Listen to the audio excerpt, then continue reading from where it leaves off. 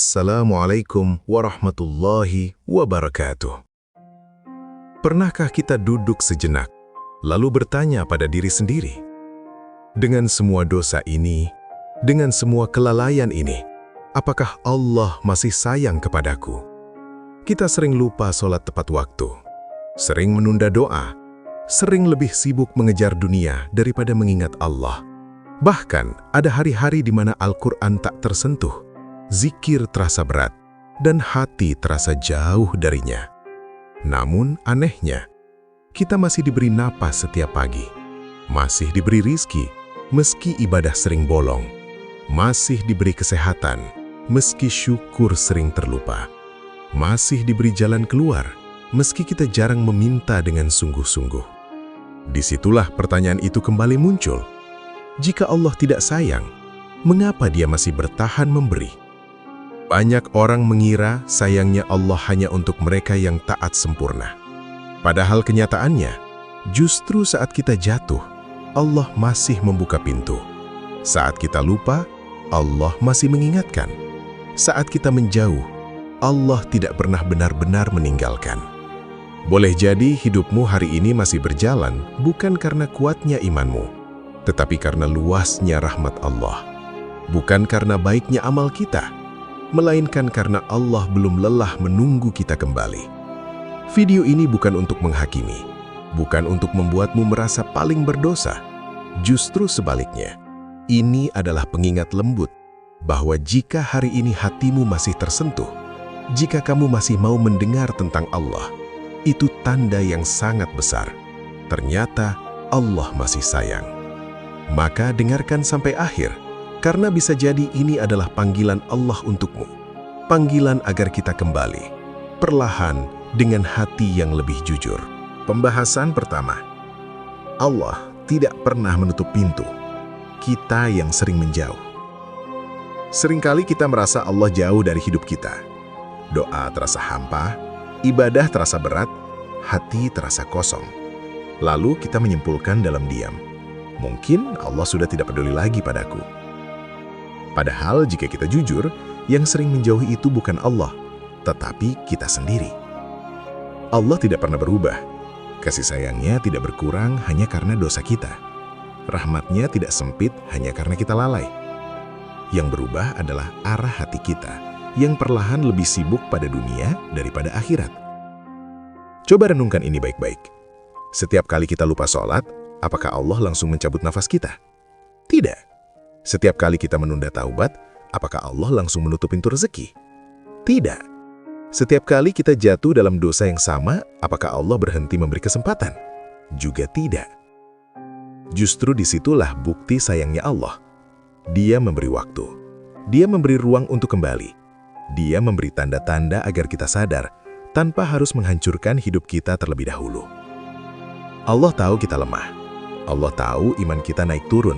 Dan Allah juga tahu ada masa di mana hati manusia mudah lupa. Namun, Allah juga tahu di balik kelalaian itu masih ada kerinduan kecil di hati kita untuk kembali padanya. Masalahnya, kita sering menunggu kondisi sempurna untuk mendekat kepada Allah. Kita berkata, nanti saja kalau sudah lebih baik, nanti kalau dosa sudah berkurang, nanti kalau hidup sudah tenang. Padahal, Allah tidak menunggu kita sempurna. Allah hanya menunggu kita mau melangkah. Ketahuilah, Allah tidak pernah menutup pintu taubat. Selama matahari masih terbit dari timur, selama nafas masih berhembus di dada, selama hati masih bisa menyesal, pintu itu selalu terbuka. Jika hari ini kamu masih diberi rasa bersalah setelah berbuat dosa, itu bukan hukuman, tapi rahmat. Jika hari ini hatimu masih gelisah karena jauh dari Allah, itu bukan kelemahan, tapi tanda Allah sedang memanggil. Orang yang benar-benar ditinggalkan Allah adalah mereka yang berdosa tanpa rasa takut, yang lalai tanpa rasa bersalah, yang jauh tanpa keinginan kembali. Maka, jika hari ini kamu merasa tidak pantas, merasa banyak kekurangan, merasa sering lupa kewajibannya, justru itulah saat yang paling tepat untuk kembali. Karena Allah tidak pernah berkata, "Datanglah jika kamu sudah suci." Tetapi Allah berkata, "Datanglah agar aku mensucikanmu." Dan selama kamu masih ingin mendekat, selama hatimu belum mati, percayalah, Allah belum pernah dan tidak akan pernah menyayangimu. Pembahasan kedua. Allah masih memberi nikmat, padahal kita sering lalai. Coba kita renungkan dengan jujur dan tenang. Di tengah kelalaian kita terhadap kewajiban kepada Allah, mengapa hidup ini masih terus berjalan? Mengapa rizki masih datang meski sholat sering tertunda? Mengapa tubuh masih sehat meski doa sering terlupa? Jawabannya satu, karena Allah masih sayang. Jika Allah hanya memberi nikmat kepada hamba yang selalu taat, maka tidak akan ada satupun dari kita yang layak hidup nyaman hari ini. Namun Allah Maha Pemurah. Dia tetap memberi, bahkan saat kita lupa untuk meminta dengan adab yang baik. Dia tetap mencukupi, meski kita sering lupa bersyukur. Setiap pagi kita bangun, itu nikmat. Setiap makanan yang masuk ke mulut kita, itu nikmat. Setiap keluarga, sahabat, dan kesempatan yang kita miliki, itu nikmat. Dan semua itu tidak pernah Allah tanya terlebih dahulu. Sudahkah kamu sholat tepat waktu? Sudahkah kamu menunaikan kewajibanmu dengan sempurna? Allah memberi lebih dulu, agar kita sadar, agar hati kita luluh, agar kita kembali dengan rasa malu dan cinta. Namun disinilah sering terjadi kesalahan besar. Karena nikmat terus mengalir, kita mengira Allah baik-baik saja dengan kelalaian kita. Kita mengira penundaan ibadah itu hal biasa. Kita mengira dosa yang diulang tidak apa-apa. Padahal, nikmat yang terus diberikan bukan tanda Allah ridho pada dosa kita, melainkan tanda Allah sedang memberi waktu. Waktu untuk sadar, waktu untuk berubah, waktu untuk kembali sebelum terlambat. Ingat baik-baik ini. Nikmat bisa menjadi rahmat, tapi juga bisa menjadi peringatan yang halus. Jika nikmat membuat kita semakin dekat kepada Allah, itu rahmat. Namun jika nikmat membuat kita semakin jauh, itu peringatan yang sering tidak kita sadari. Allah tidak tergesa-gesa menghukum, karena Allah ingin hambanya kembali bukan karena takut semata, tetapi karena cinta dan kesadaran. Maka jangan tunggu nikmat itu dicabut, baru kita ingat Allah. Jangan tunggu sehat hilang, baru kita sujud dengan sungguh-sungguh. Jangan tunggu hidup sempit, baru kita berdoa dengan hati yang hancur. Jika hari ini Allah masih mencukupi hidupmu, padahal ibadahmu masih bolong, itu bukan kebetulan. Itu adalah pesan lembut dari langit. Aku masih memberimu kesempatan. Gunakan kesempatan itu sebelum berubah menjadi penyesalan. Karena orang yang paling rugi bukan yang banyak dosa, tetapi yang terus diberi nikmat, namun tidak pernah kembali. Dan jika hari ini hatimu masih tergerak mendengar pengingat ini, itulah salah satu nikmat terbesar yang sering kita lupakan. Nikmat disadarkan, karena Allah masih ingin kita dekat dengannya. Pembahasan ketiga. Rasa bersalah itu tanda Allah masih menjaga hatimu. Pernahkah setelah berbuat dosa, hatimu terasa tidak tenang? Ada gelisah yang sulit dijelaskan. Ada rasa bersalah yang muncul tiba-tiba, bahkan saat tidak ada seorang pun yang tahu. Jika itu pernah kamu rasakan, ketahuilah satu hal penting. Itu bukan kelemahan, itu rahmat. Banyak orang mengira iman yang kuat adalah iman yang tidak pernah jatuh. Padahal, iman yang dijaga Allah adalah iman yang masih bisa merasa sakit ketika berbuat salah. Karena dosa yang paling berbahaya bukan yang besar, tetapi dosa yang dilakukan tanpa rasa bersalah. Rasa bersalah adalah alarm dari Allah, isyarat lembut bahwa hati kita masih hidup, bahwa nurani kita belum mati, bahwa Allah masih berkenan menegur, bukan membiarkan. Bayangkan jika Allah sudah tidak peduli. Dosa terasa biasa, maksiat terasa wajar, kelalaian terasa ringan. Tidak ada lagi dorongan untuk menyesal, apalagi kembali. Itulah kondisi hati yang paling berbahaya, bukan karena dosanya banyak, tetapi karena tidak lagi merasa butuh ampunan. Ketika kamu merasa malu kepada Allah setelah lalai sholat, itu berarti hubunganmu dengannya belum putus. Ketika hatimu tertekan karena terlalu jauh dari zikir dan doa, itu tanda Allah sedang menarikmu perlahan agar kembali. Allah tidak menegur semua hamba dengan musibah. Sebagian ditegur dengan kegelisahan, sebagian ditegur dengan rasa kosong, sebagian ditegur dengan hati yang tiba-tiba lembut ketika mendengar ayat atau nasihat. Dan teguran seperti ini adalah bentuk kasih sayang yang sangat halus. Jangan buru-buru memusuhi rasa bersalah itu. Jangan ditenggelamkan dengan hiburan. Jangan dilupakan dengan kesibukan, dan jangan dibungkam dengan pembenaran diri. Biarkan rasa itu membawamu kembali sujud. Biarkan rasa itu mengantarmu untuk berkata, "Ya Allah, aku lemah, aku sering lupa, aku banyak salah, tapi aku ingin kembali." Ingat satu hal penting, Allah lebih senang pada hamba yang berdosa lalu menyesal daripada hamba yang merasa suci namun sombong. Maka jangan menunggu menjadi baik untuk kembali. Kembalilah agar Allah membaikkanmu. Jika hari ini kamu masih bisa menangis karena dosa, masih bisa tersentuh oleh pengingat, masih merasa tidak tenang ketika jauh dari Allah, itu adalah bukti besar bahwa Allah masih menjaga hatimu. Dan selama hatimu masih dijaga, selama rasa bersalah itu masih ada, jangan pernah putus asa. Karena rasa bersalah itu bukan tanda Allah membencimu, melainkan tanda Allah masih sayang dan masih berharap kamu pulang. Pembahasan keempat, Allah tetap menutup aib kita meski kita sering lalai. Coba kita renungkan dengan hati yang jujur. Dari sekian banyak dosa yang pernah kita lakukan, berapa banyak yang diketahui orang lain? Berapa banyak yang Allah bongkar di hadapan manusia? Jawabannya seringkali sangat sedikit, bahkan tidak ada.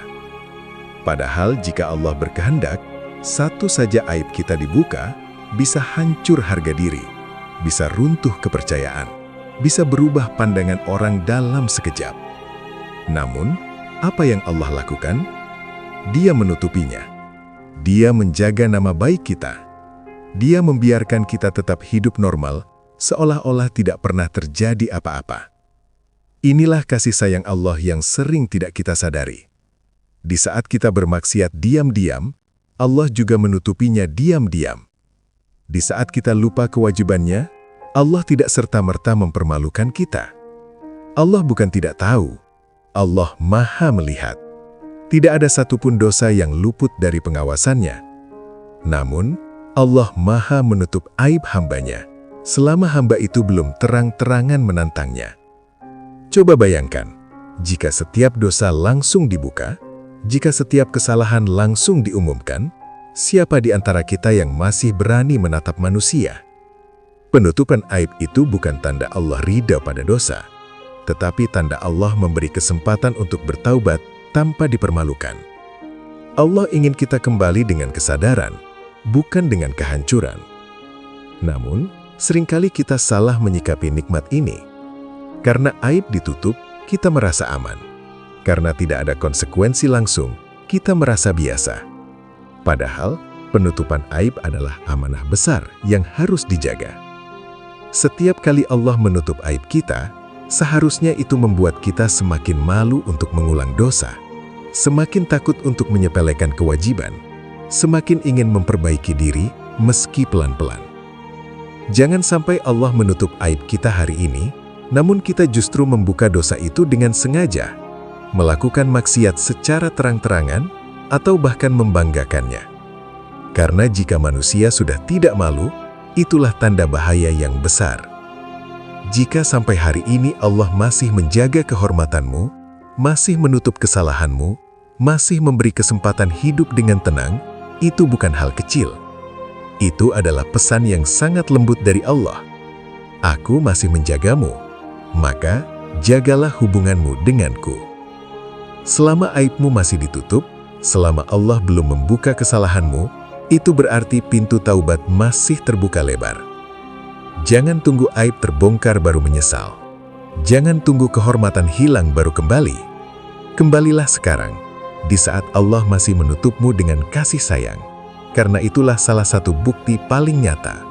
Ternyata Allah masih sayang. Pembahasan kelima, Allah mengirim ujian bukan untuk menghancurkan, tapi mengingatkan. Seringkali ketika hidup terasa berat, rezeki terasa sempit, hati terasa lelah, dan masalah datang bertubi-tubi, kita langsung berpikir, mungkin ini hukuman dari Allah. Padahal tidak semua ujian adalah hukuman. Banyak ujian justru adalah bentuk perhatian Allah yang sangat dalam. Allah tahu, ada hamba yang tidak tersentuh oleh nasihat, tidak luluh oleh kata-kata, tidak berubah meski sudah diingatkan berkali-kali. Maka Allah mengirimkan ujian, bukan untuk menghancurkan, tetapi untuk menghentikan langkah yang terlalu jauh darinya. Ujian itu seperti rem, menahan kita agar tidak semakin tenggelam dalam kelalaian, menyadarkan kita ketika dunia sudah terlalu memenuhi hati, mengajak kita menunduk karena sebelumnya terlalu sibuk menengadah pada dunia. Coba perhatikan, berapa banyak orang yang baru sungguh-sungguh berdoa ketika diuji? Berapa banyak yang baru khusyuk sholat ketika hidupnya terjepit? Berapa banyak yang baru benar-benar ingat Allah saat tidak punya sandaran selain Dia? Bukan karena mereka munafik, tetapi karena Allah sedang mengembalikan hati mereka ke tempat yang seharusnya. Jika Allah ingin membinasakan, Allah tidak perlu repot mengingatkan. Ia bisa membiarkan kita terus lalai, terus nyaman dalam dosa, hingga akhirnya hancur tanpa sempat kembali. Namun Allah tidak melakukan itu. Allah menegur, Allah mengguncang, Allah mengurangi agar kita menoleh kepadanya. Ujian adalah bentuk kasih sayang yang pahit rasanya, tetapi manis akibatnya jika disikapi dengan benar. Ujian mengajarkan rendah hati. Ujian mengajarkan bergantung pada Allah, bukan pada kemampuan diri. Jangan langsung berprasangka buruk ketika diuji. Boleh jadi Allah sedang berkata, "Aku rindu doamu. Aku ingin kau kembali lebih dekat. Aku ingin hatimu bersandar lagi kepadaku." Jika di tengah ujian kamu masih tergerak untuk sholat, masih menengadahkan tangan untuk berdoa, masih berharap pada rahmat Allah, itu tanda ujian tersebut belum memutus hubunganmu dengannya. Justru sebaliknya, ujian itu sedang menguatkan ikatan yang sempat renggang.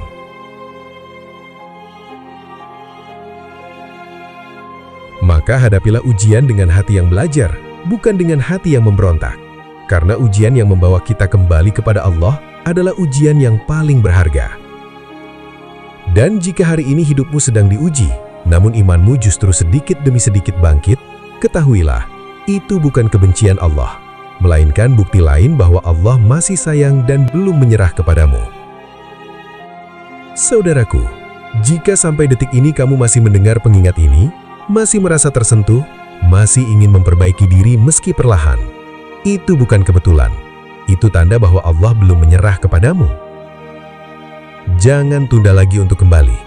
Mulailah dari hal kecil, sholat tepat waktu, doa yang jujur, taubat yang sederhana. Allah tidak menuntut perubahan besar dalam semalam. Allah hanya menunggu langkah pertama yang tulus. Jika hatimu merasa tenang setelah mendengar ini, jangan simpan sendiri. Bagikan agar lebih banyak hati yang kembali. Klik like sebagai bentuk syukur, dan subscribe agar kita saling menguatkan dalam kebaikan. Tuliskan di kolom komentar, "Ya Allah, aku ingin kembali." Biarkan itu menjadi saksi niatmu hari ini. Semoga Allah memudahkan langkah kita, menguatkan iman kita, dan menjaga hati kita agar tetap dekat dengannya. Karena sebesar apapun dosa kita, kasih sayang Allah selalu lebih besar. Wassalamualaikum warahmatullahi wabarakatuh.